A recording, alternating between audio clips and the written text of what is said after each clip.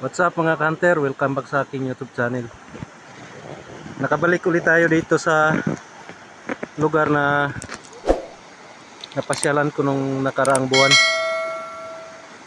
Yan mga hunter.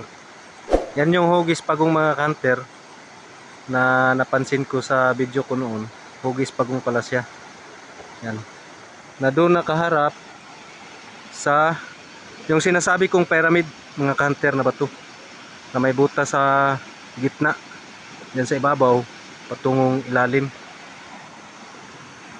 Tapos ito mga hunter, ang alignment nila dalawa ay nasa north at south alignment dahil dito lang ang east, dito sa likod ko ang west. So iwan ko lang mga hunter kung isa ba itong legit na marker sa lugar na ito. Pero ang lugar na ito mga hunter ay marami nang nagbabalak na mag-treasure dito.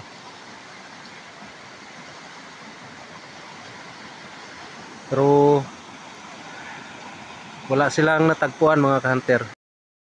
Sa iba kong video mga hunter, ipapasilip ko sa inyo ang kuweba, ginawa nilang kuweba o ginawa nilang tunnel dahil may kinuha daw sila doon ng mga katiits natin. So abangan nyo lang mga hunter ang iba kong, sa iba kong video. So yun lang guys, madali ang video lang ito dahil papauwi na kami galing sa pangangawil, panghunting ng igat, kaya nadaanan po itong lugar na ito.